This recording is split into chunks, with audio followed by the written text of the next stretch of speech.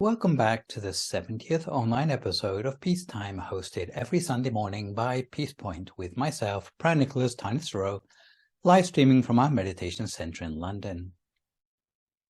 Last time you saw me, we looked at number 28 on openness to criticism. With the Dhamma talk today, we'll continue in our series on enlightened living to the third blessing in the instilling oneself with higher virtue subsection. That is number 29 on the sight of a true monastic.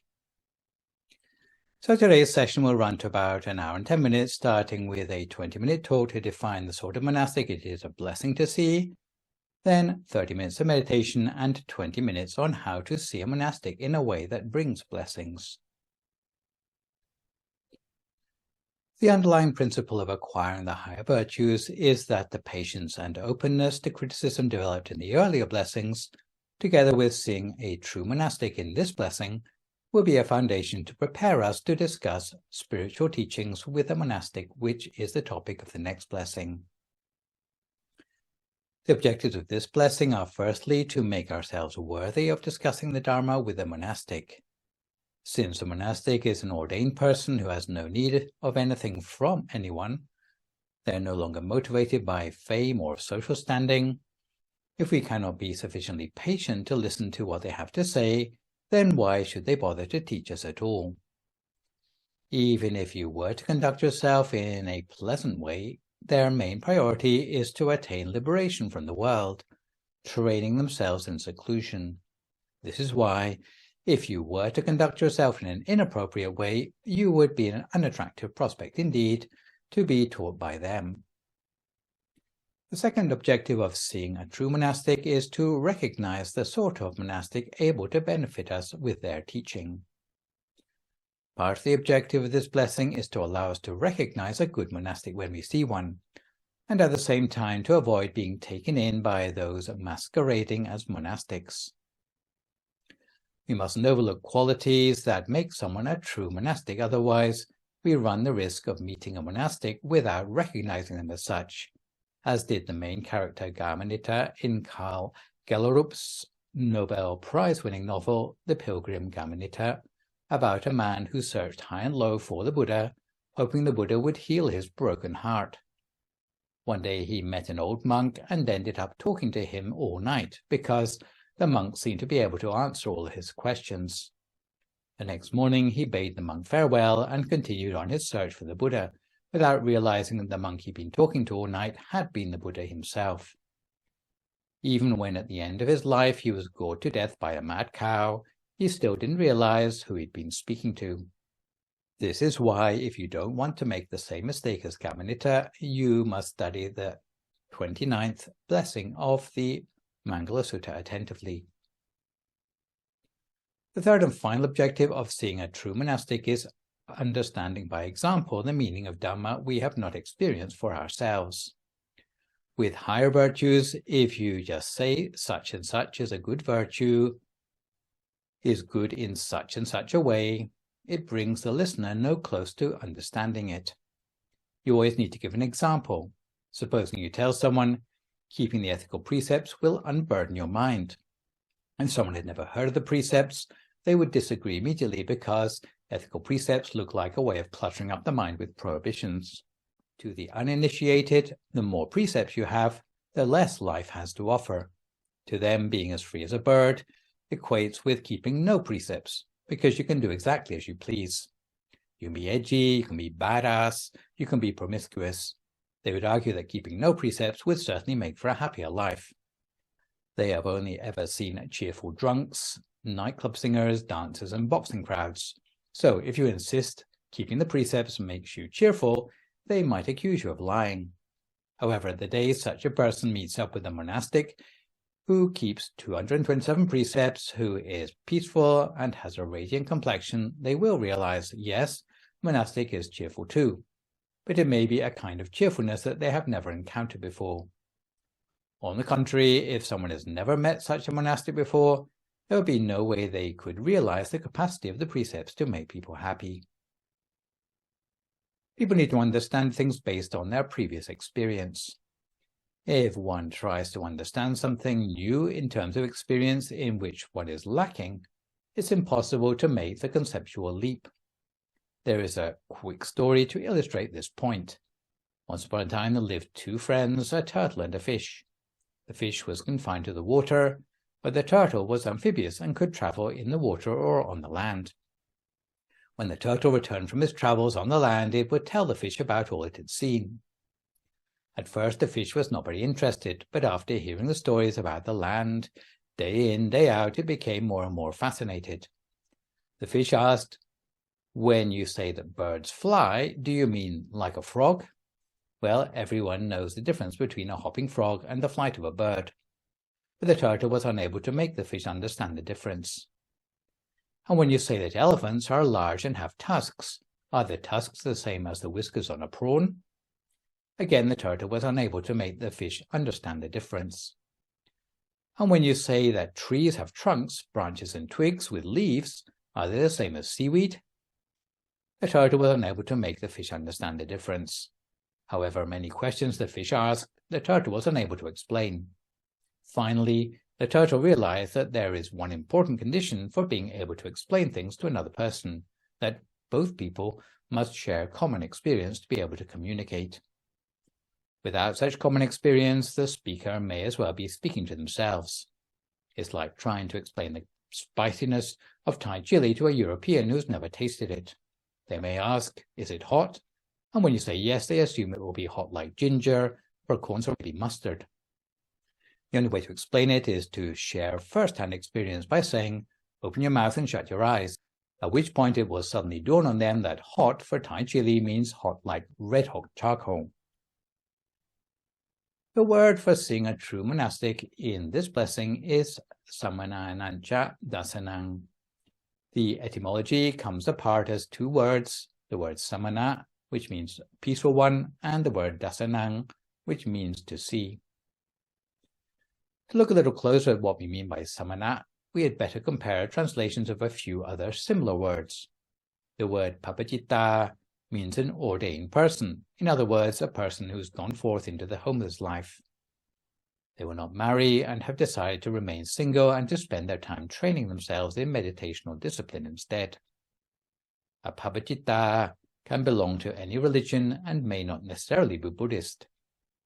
The word bhikkhu means a certain sort of papajita in Buddhism who supports themselves by collecting alms and who must practice the Dhammas of a peaceful one, according to the regulations laid down by the Buddha.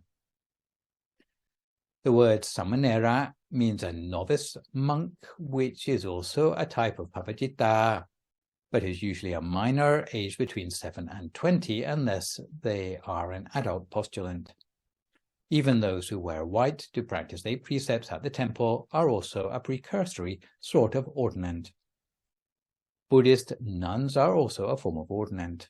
By comparison, the word samana should be reserved for bhikkhus who really practice the Dhammas of a peaceful one, to the point that they are peaceful in body, speech, and mind.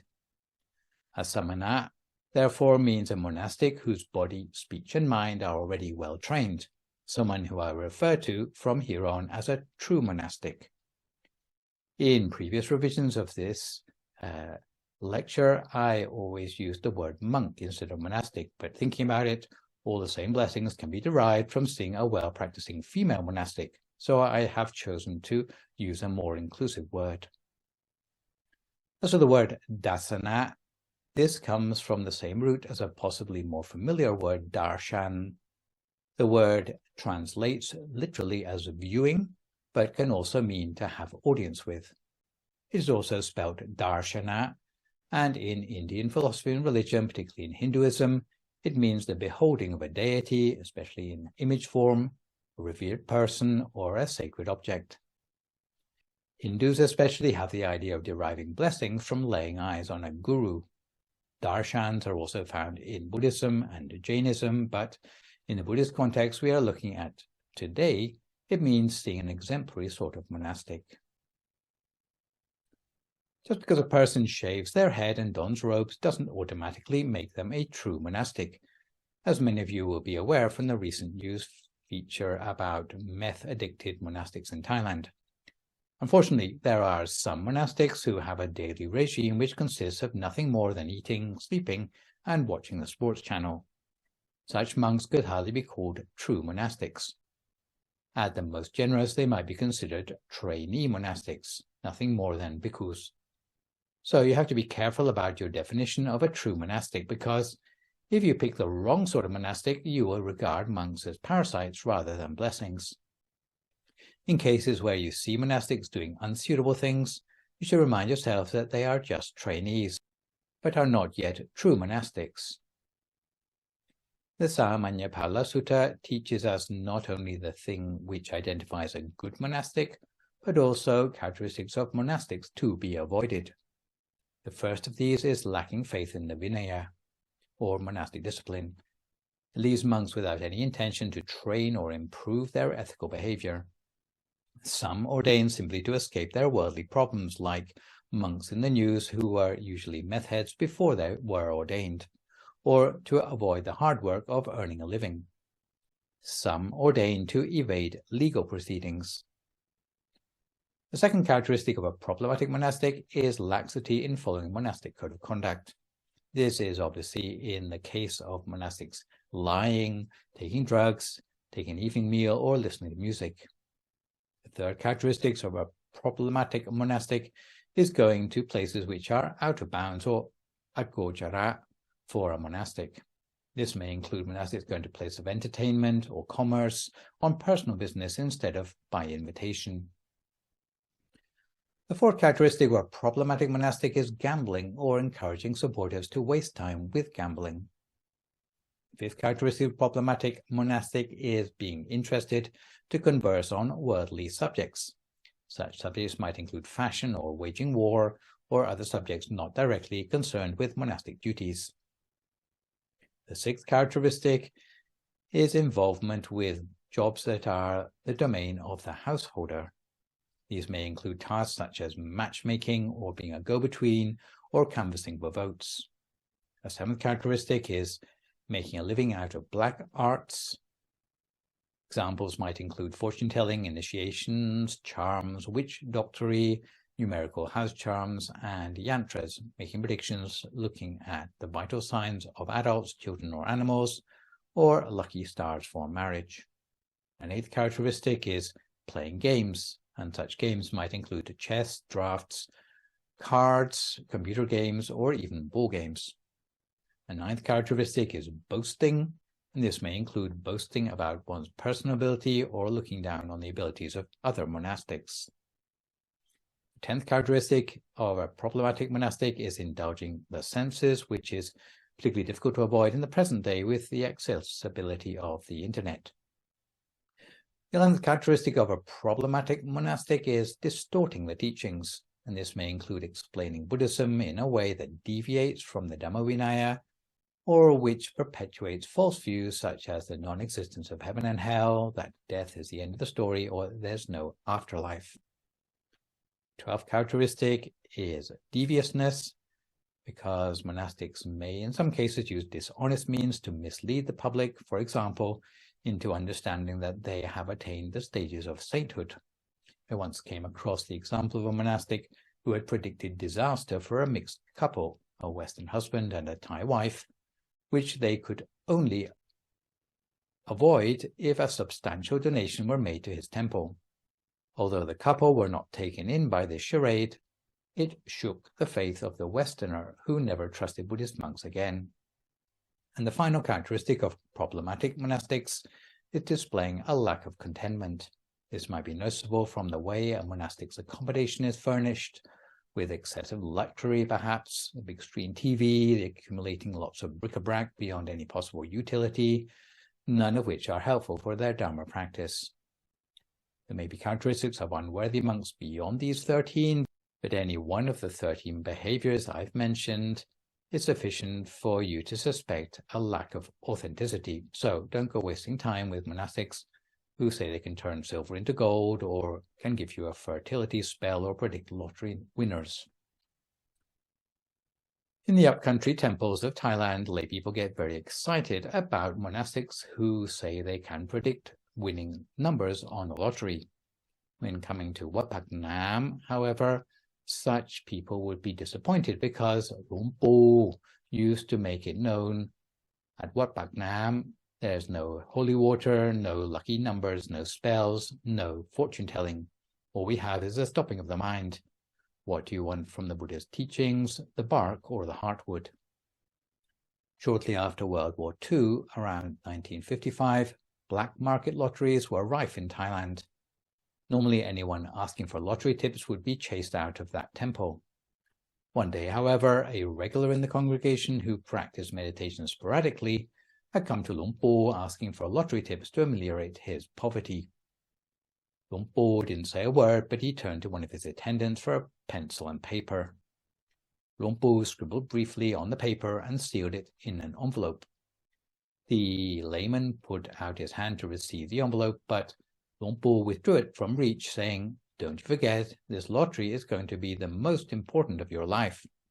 It will bring you riches both in this life and in the hereafter." The layman was ecstatic, smiling broadly and thinking about his riches. Luang Por had his conditions, however. Don't forget, don't rush to open this envelope. Wait until you get home, take a wash and freshen up. Have a good meal, do your evening chanting, sit for meditation until your mind is clear as a diamond. Don't dare to open the envelope if your mind isn't yet clear, otherwise you'll miss out on worldly success. As soon as the layman stepped down from the pavilion, a crowd gathered around him. Some people fought with one another in order to get the best price to buy the envelope from him. He refused to sell it, however. There was no way he was going to give up the prospect of riches. He went home without telling anyone, bathed, had a meal, and kneeled down to do his chanting. His wife and children said nothing, but noticed he was meditating much more seriously than usual. As soon as he thought his mind was clear, he whipped out the envelope and prepared to receive his lucky number. He cautiously opened the envelope and took out the slip of paper. On the paper were written 9 words.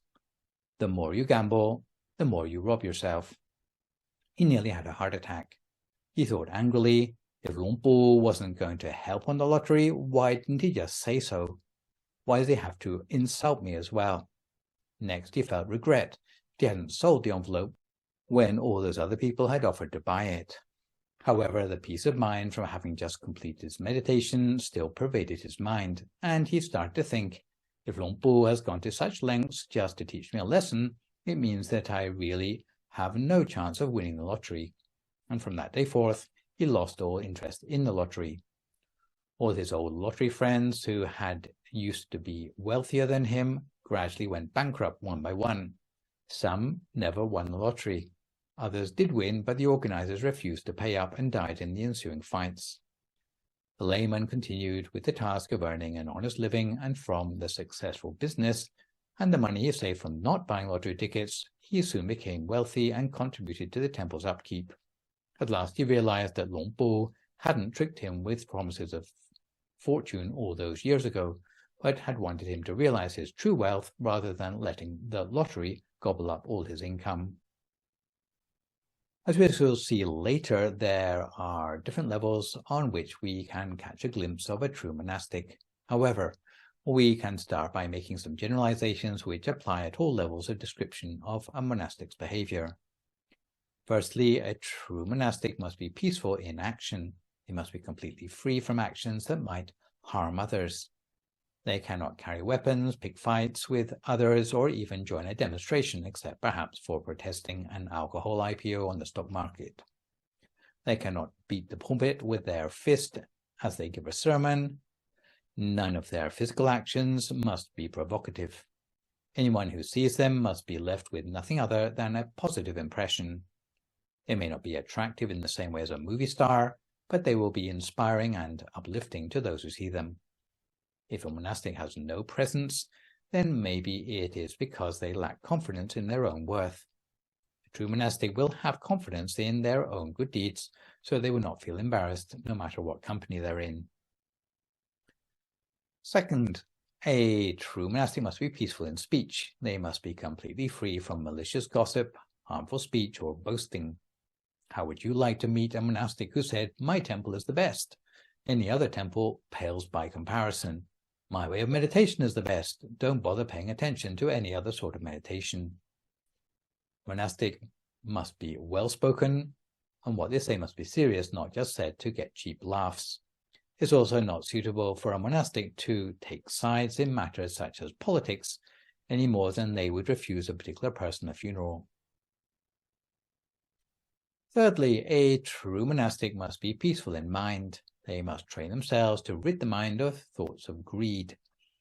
If a monastic doesn't try to free their mind from greed by training in meditation, before long they will want to have supplementary activities such as being a witch doctor, a fortune teller, or a lottery tipster. In the same way, they should not allow their mind to come under the influence of hatred or ignorance. However, it is easier said than done.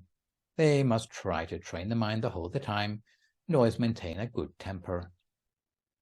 A monk cannot become a true monastic simply through their achievements in temple construction. The sort of monastic efforts that make a difference to their authenticity are to make sure that they are never a danger to anyone. Secondly, they should not be biased by the temptation of wealth. If you find monastics overtaking one another on an arms round to compete for food, could you trust them with anything more valuable? Thirdly, they must practice the dharmas of a peaceful one, which means that they must train themselves to avoid the temptations of excessive eating and sleeping. They need to have a steadfast daily routine, joining the morning and evening chanting without fail, studying Buddhist scriptures, and memorizing the chanting used in ceremonies. Their manners should be polite. And lastly, monastics should practice the austerities to reduce any residual bad habits in the mind. These include the practice of meditation and the austere practices that we will hear more about in Blessing 31, that are supposed to help monks avoid the temptation of continually pleasing themselves. In conclusion to this general introduction to the features of the true monastic, we can say that a monastic is someone whose happiness comes entirely from spiritual sources. We have already seen from the contentment of Blessing 24 that happiness can come from either material or spiritual sources. But for a true monastic, the connection with happiness from inner peace is so well developed that it manifests in all that they do and in their appearance as well.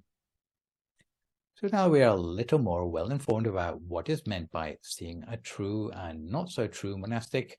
Let's see if we can channel our inner monastic by settling ourselves down for 30 minutes of meditation, which today is a recent live recording of World Peace Through Inner Peace. If at this time you would like to find a comfortable sitting position for yourself as you listen to my guidance.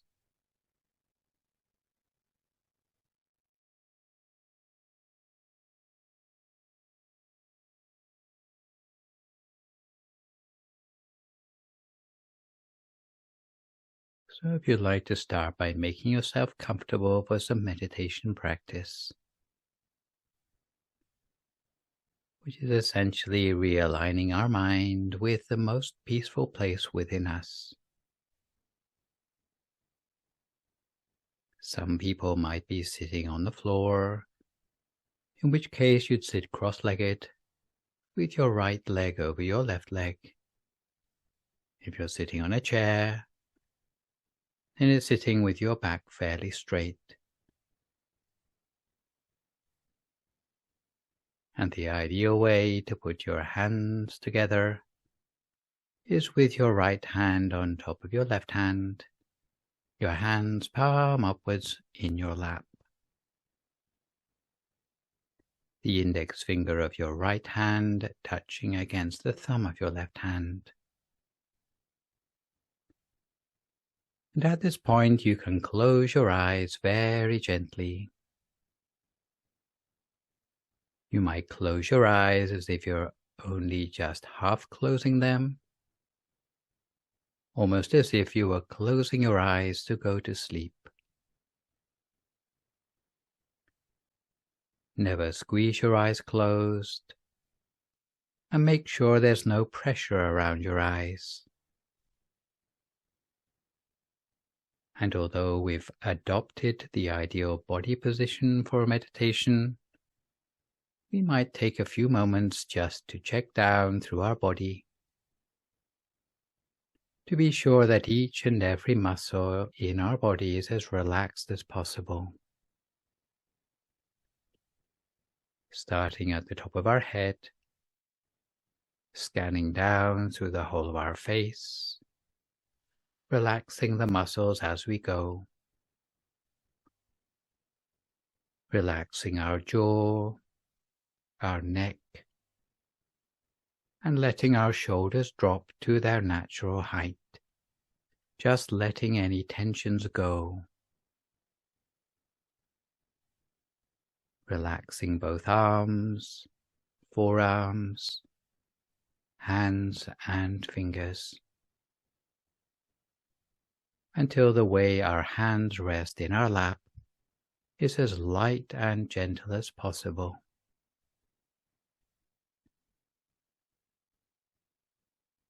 Continuing on down, we relax the whole of our torso, chest, trunk and abdomen,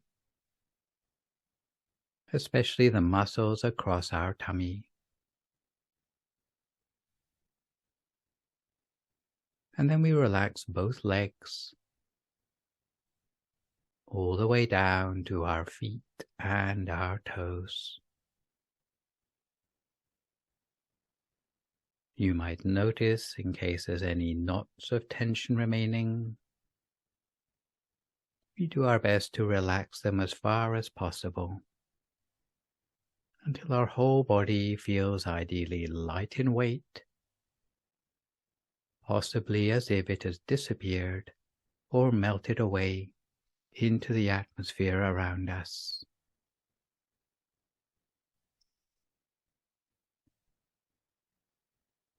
At this point, we can turn our attention to relaxing our state of mind.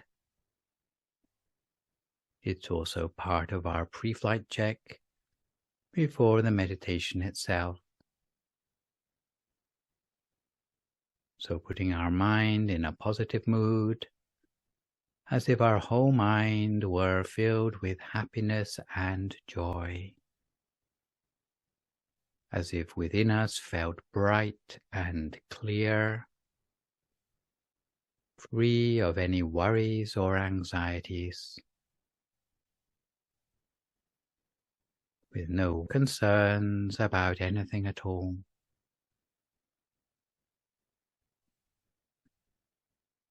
Letting go of any baggage that we have brought to the practice, and filling the mind with positivity, so that our whole mind feels buoyant. And you might imagine that inside your body is just a hollow cavity, as if you were sitting alone in empty space, as if your body were just a transparent shell, completely empty inside you. Or perhaps as if your body has been transformed into a sort of transparent bubble with nothing on the inside. Or as if your whole body has become nothing but a delicate surface.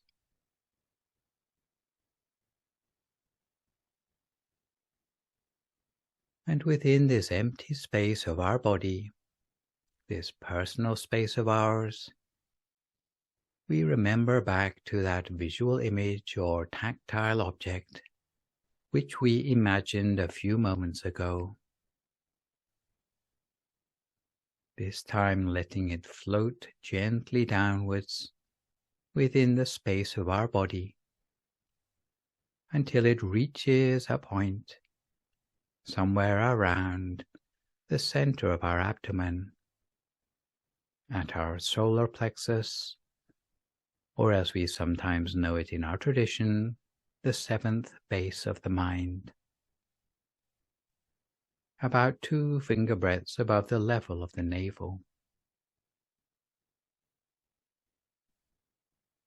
When we're starting out in the meditation, it's always slightly approximate, because the mind really needs to settle to a point of stillness to see the actual center of the body clearly. In practice, we just approximate to this point, focusing our attention anywhere in the area of the stomach, giving the exact position the benefit of the doubt for now, selecting anywhere that feels right for us. And later, as the mind settles more, it will naturally gravitate to where it needs to be all on its own. If we feel the need to anchor the mind in place, then we might conjure up some sort of inner image or an object that we can feel in a place that feels the most comfortable for us, holding the attention in place as continuously as we can for as long as we can, avoiding letting the mind slip away anywhere else if we can help it, bringing it back each time if it should happen to wander. If thoughts come up in the mind, we do our best to ignore them, and generally they will die down into silence all by themselves. But if we feel the need to use a mantra as a mechanism to run interference on our thoughts and basically block the thoughts from the mind, we might make use of that traditional phrase, Samma Arahang, Samma Arahang, Samma Arahang, over and over again, with the source of the sound coming up again from the center of our stomach, gradually lulling the mind towards a state that is free of any thoughts. And the two things hand in hand, that is the inner object and also the sound of the mantra if necessary, will help to lead the mind to a place of focus within us, while freeing the mind of thought.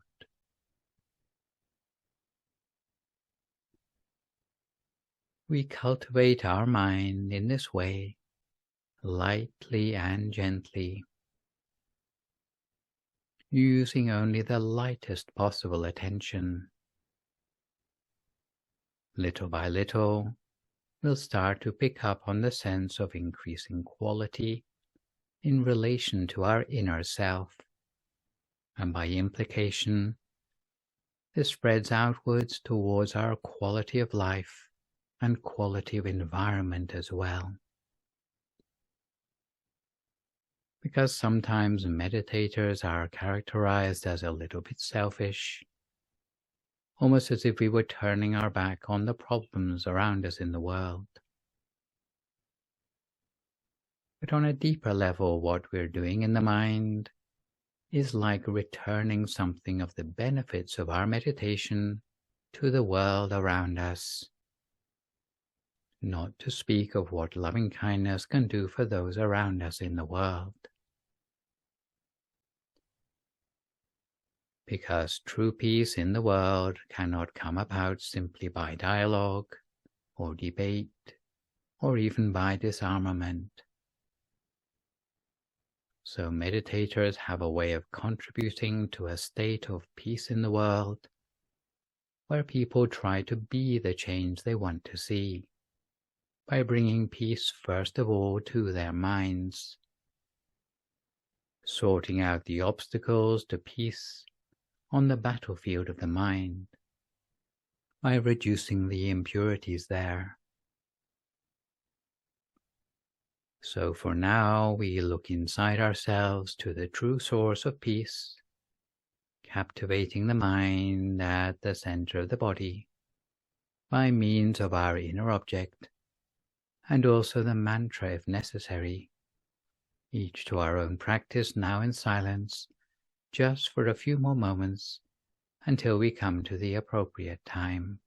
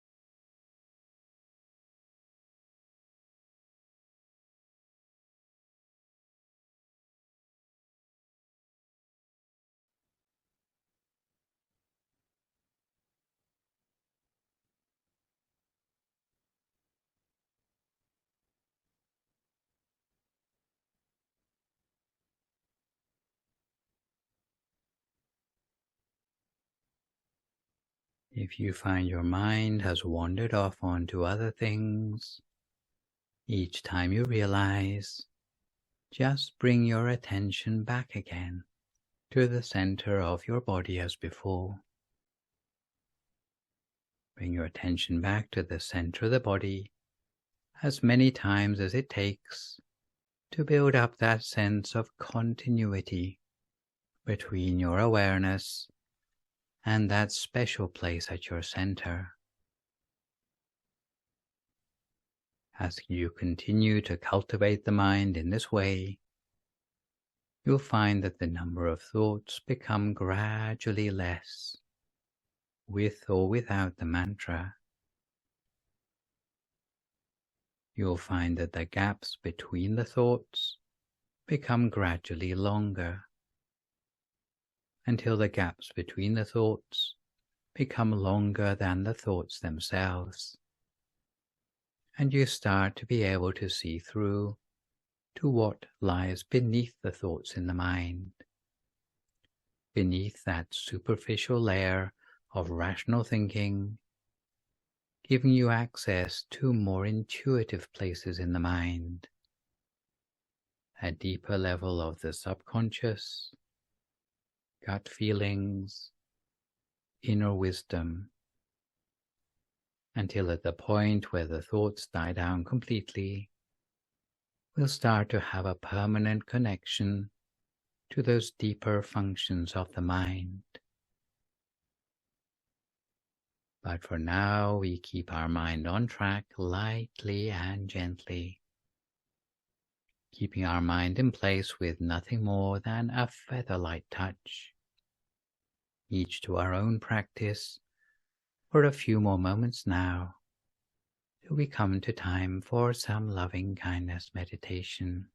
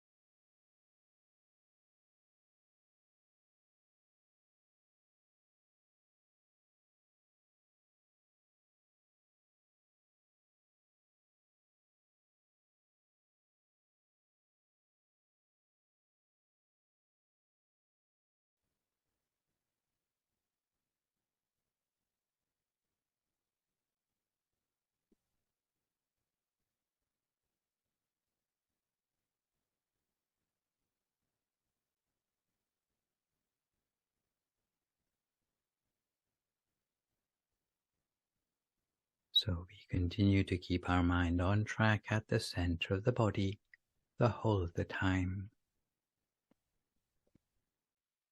Always at the center of whatever inner experience we have built up for ourselves as a result of the meditation so far today. For some people, the meditation will amount to a sense of well-being at the center of the body, in which case we place our mind gently at the center of that feeling.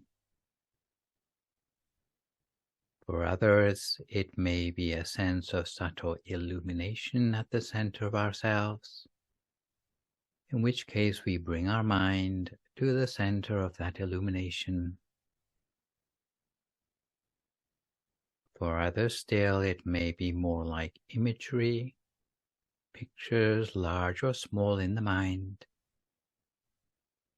In the same way, we can come to the center of that picture by touching with the very gentlest of awareness, almost like new fallen snow, touched lightly with a warm fingertip. The inner experience will melt away at the point of contact, spreading outwards, whether it be light, whether it be a feeling of well-being, whether it be a gradually enlarging inner image. This process of spreading from the center of our body is referred to as the spreading of loving kindness. But at this point, we allow the loving kindness to spread outwards to fill the whole of our own body, with the wish that we be well and happy, the wish that we be free from suffering, suffusing the very fiber of our being with a sense of well-being and light, spaciousness and clarity.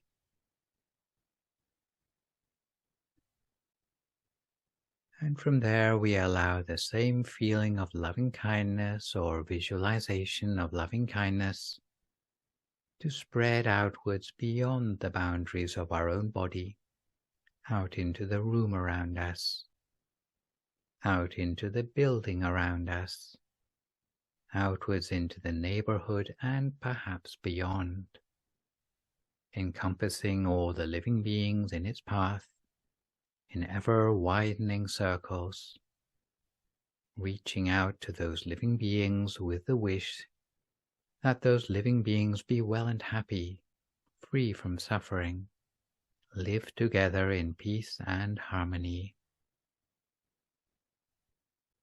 In this way, we can extend our loving kindness in ever-widening circles, with a sense of brightness, with a sense of compassion, outwards to our fellow beings in whatsoever countries or nations of the world, whole continents, across the entire face of this planet, in a way that encourages a real sense of peace in the world. And in terms of our fellow travelers on this spiritual path, we might also make affirmations in our mind, resonating with the same sense of peace and harmony, that may I be encircled by love and peace and wisdom. May I be surrounded by loving, caring friends and family. May only good and wonderful things be attracted into my life. May I add value to the others in my life, thereby bringing joy and fulfillment for those others in my life. May we feel a sense of gratitude for all the things, people, and experiences that are beneficial in our life, recognizing the influence of those things. And in terms of our spiritual quest, we can reflect upon the importance of topping up our own spiritual inspiration to find time each day for quiet contemplation, for our own restoration and renewal, to connect with the wise inner part of ourselves, while being filled with a sense of compassion that reaches out beyond ourselves to our families, our homes, our colleagues, to the whole neighborhood and municipality, in ever-widening circles to all sentient beings, those that we can see or those that we are unable to see. May these positive emotions spill over and brush off on the people around us, until our whole world will become better as a result. Because if no single person in the world ever thought of anything but their own selfish desires, any bright future for the world would be hard to achieve.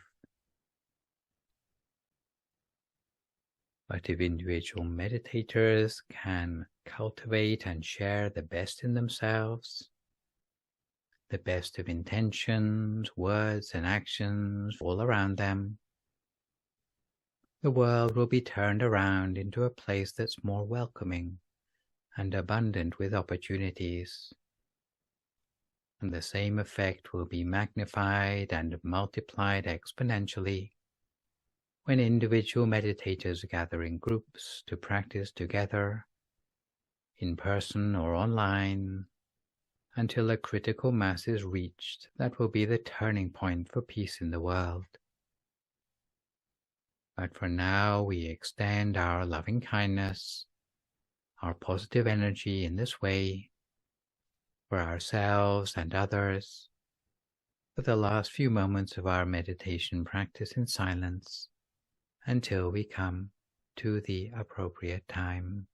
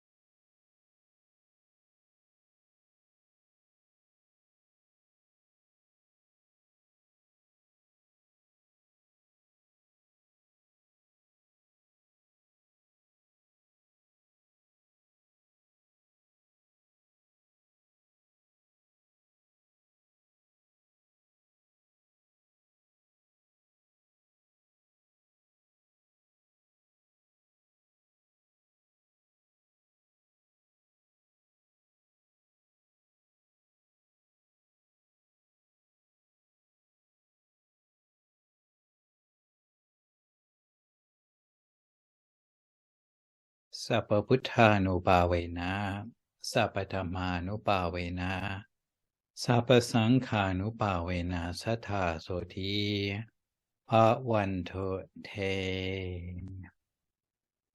So if you'd like to come to the end of your meditation for today, you can gradually open your eyes again. If you feel at all uncomfortable, then slowly try changing to a more comfortable position before gently finishing your practice. So to return gently to our subject matter of seeing a true monastic for today, let's look at the practicality of seeing a true monastic in a way that can bring us blessings. In the Buddhist case, seeing a monastic has a little more developed than a mere sighting of a rare bird species or viewing a show home.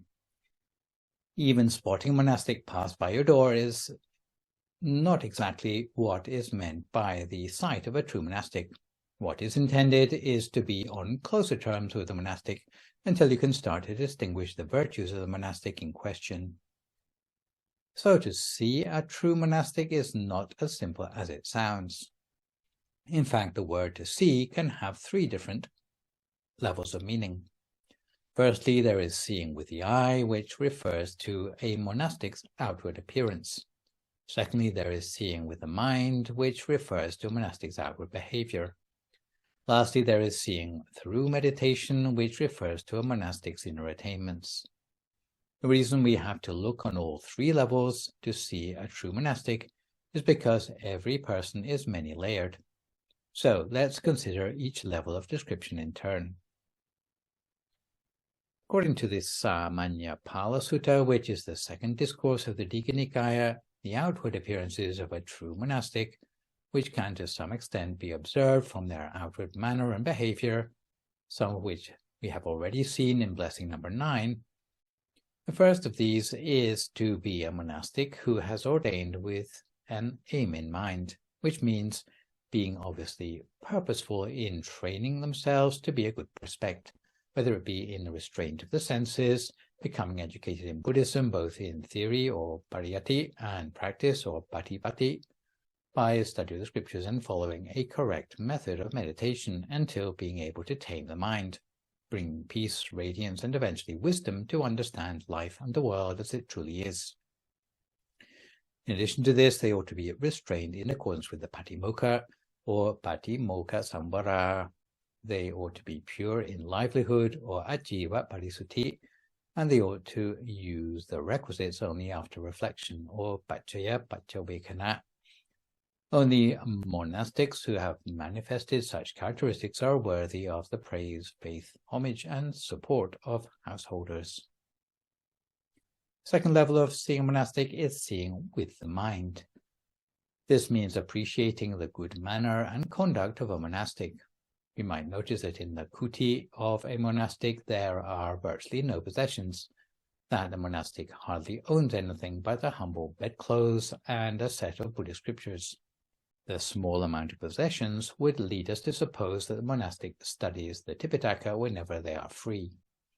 We might observe a battered meditation mat in the corner of the room and deduce that they meditate as part of their daily routine. So what we're talking about are the abstract virtues that can be deduced from the material evidence we see. According to the Samanyapala Sutta, the 5 characteristics of a true monastic, which can be observed on the level of the mind, are firstly sense restraint or indriya samvara. When in public, it is especially important for monastics to restrain the sense doors rather than, for example, having a roving eye, to be worthy of the homage of lay people and monastics who are their junior. Monastics who are habitually restrained according to the patimokkha will find that it comes naturally to restrain the senses both in public and behind closed doors. Secondly, they should show mindfulness and clear comprehension, known in Pali respectively as sati and sampajanya. This means not allowing the mind to wander or drift in a way that undermines the faith of others. Thirdly, they should show contentment or santutti. This means mainly contentment with what they have and what they receive, not going to great lengths to ask for special treatment and gifts from lay people in a way that undermines the faith of others. Fourthly, there is freedom from the hindrances or nibbana. Although the hindrances are hidden away in the mind, a monastic must be careful not to let the hindrances manifest themselves, for example, by losing their temper, by hateful speech, sleepiness, reluctance, boredom with life, or doubt about the teachings. On the contrary, a monastic should show enthusiasm for a life of training, restraint, and give encouragement and guidance to lay people. Fifth and finally, there is the attainment of the absorptions or jhana. This is not something that is obvious to the observer. Also, a monastic will not inform you because to inform you would be in breach of the vinaya or the monastic conduct. However, for a monastic who is able to overcome the hindrances and make further meditational progress, attainment of inner brightness of absorptions will be obvious to others indirectly by improved conduct, ability to teach others clearly, and from a bright physical complexion. According to the Samanyapala Sutta, again, the characteristics of a true monastic, which can be observed at the level of inner attainment, which comes as a result of self-training meditation, are 8 in number, and sometimes referred to as the supranormal eightfold knowledge or vichara. and they comprise insight knowledge or vipassana jnana, mental powers or manomayati, miraculous powers or itiviti, supranormal hearing or tipasota, knowing the minds of others or jeto pariyaya jnana, recollection of previous lives or pulpe nivasa nusati jnana, seeing the arising and passing away of other beings according to their karma or tipachaku, sometimes called Jatupapatayana, and knowledge of an end of defilements or Asabakayana. Those supra-mundane forms of knowledge can only come about because the monastic themselves has seen the body of enlightenment inside themselves, which is the real meaning of the monastic seen in meditation. To illustrate the difference between seeing with the eye and seeing with the mind or in meditation, I would like to tell you the story of Vakali, who was a disciple of the Buddha. Vakali belonged to a Brahmin family of Savatthi and became proficient in the Vedas. Usually people are inspired to faith by one or more of four attributes of a monastic, namely the appearance or rupapamanika, the voice or gosapamanika, the humble manner of dress or lukapamanika, and the teachings they give or dhammapamanika. Vakali was inspired to faith by the appearance alone of the Buddha. After seeing the Buddha only once, he could never again tire of looking at him, and followed him about everywhere. Any day he could not see the Buddha, then he felt depressed. In order to see the Buddha more often, he went to the trouble of becoming a monk, and spent all his time, apart from meals and bathing, in contemplating the 32 signs of the great man, Purisa Lakkhana, so well manifested on the Buddha's person. He was satisfied simply to look at the Buddha and had no interest in listening to the Buddha's teachings or striving for his own liberation. The Buddha waited for the right opportunity to teach him because what he had to say would surely upset Vakali, although it would be for his benefit. One day when the right time came, the Buddha banished Vakali to a place where he could no longer see the Buddha at all. Vakali was so upset by the Buddha's punishment that he prepared to commit suicide by jumping off a cliff known as the Vulture's Peak.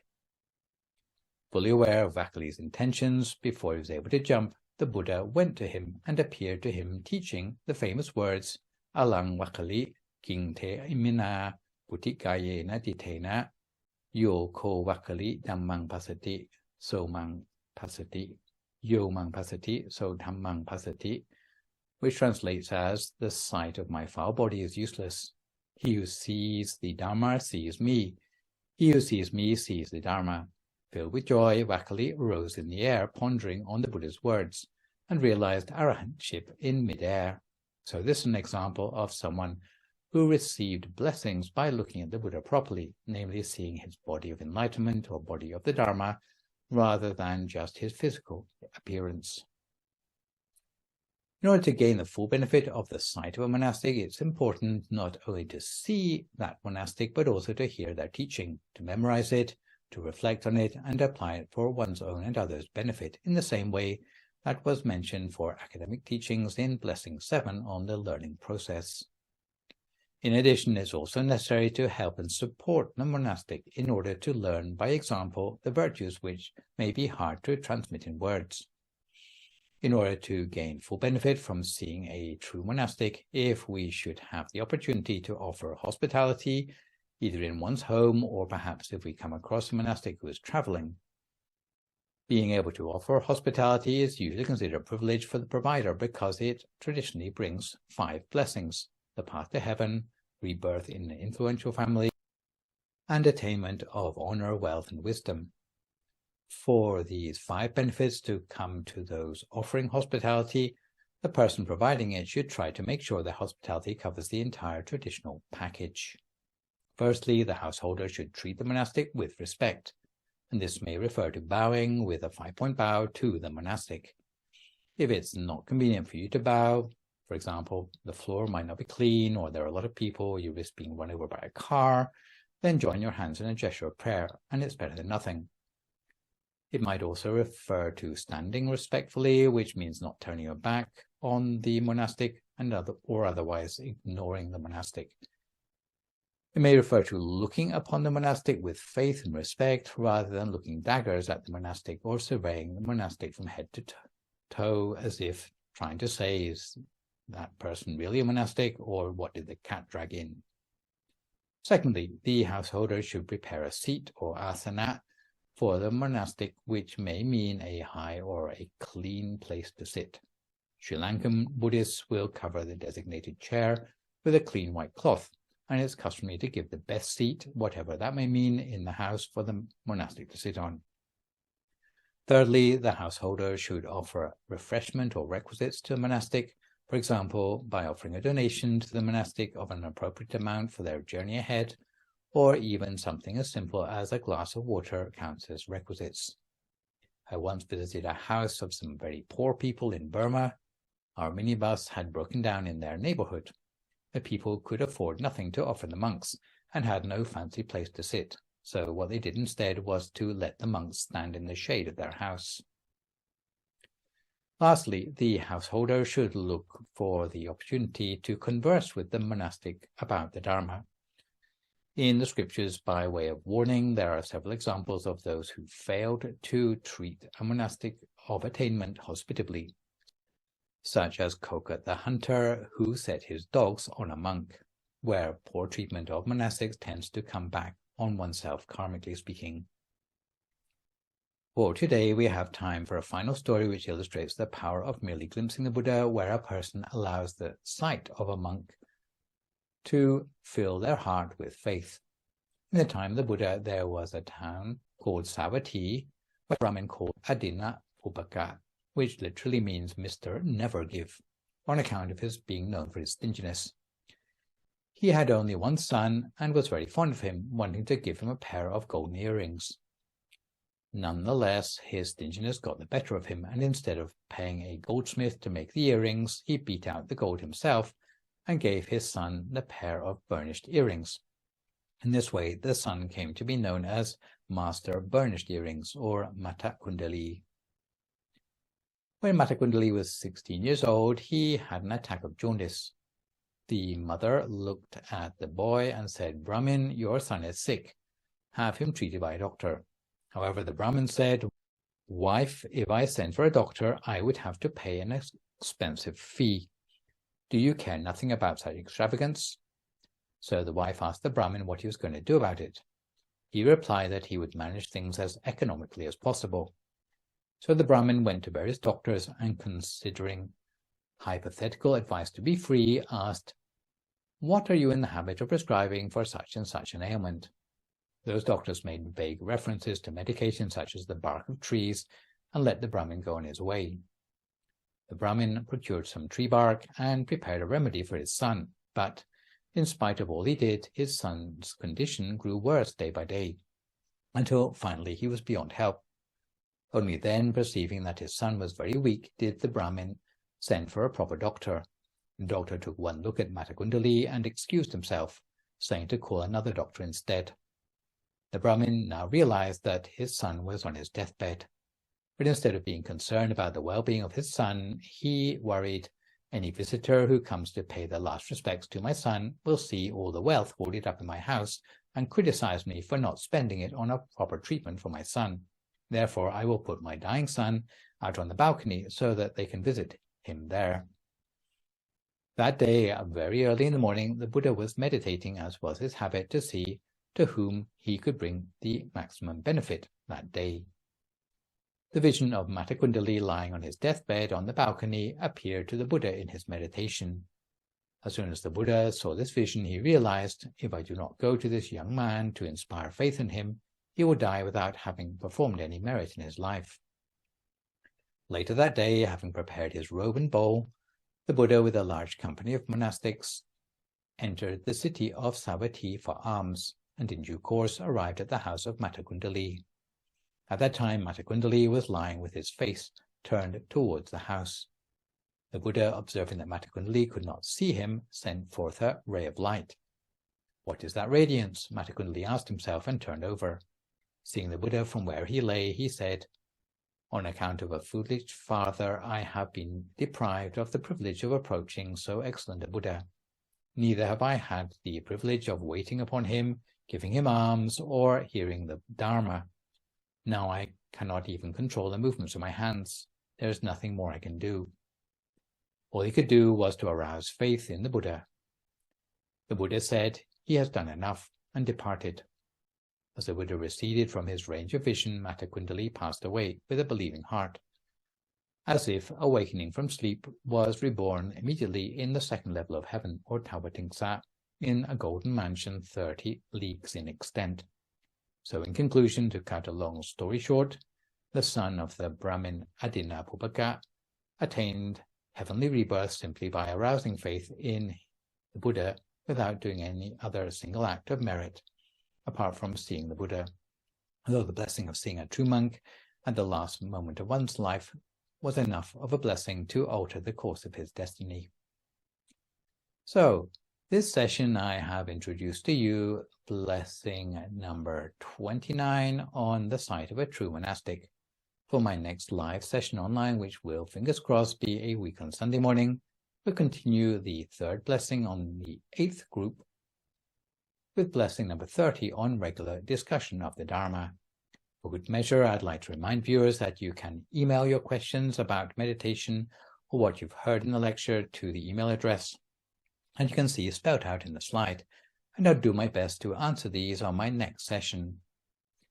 In the meantime, try to avoid recklessness or complacency as we continue to deal with the knock-on health and social effects of the pandemic. Maintain a positive mood, speak only positive words, forgive others, extend good wishes to others, and meditate daily. Hopefully, as a result of today's session, you will manage to gain fully from the sight of any true monastics you set eyes upon. So for today, this is me, Phra Nicholas Thanissaro, signing off for now. So long, folks, and stay safe.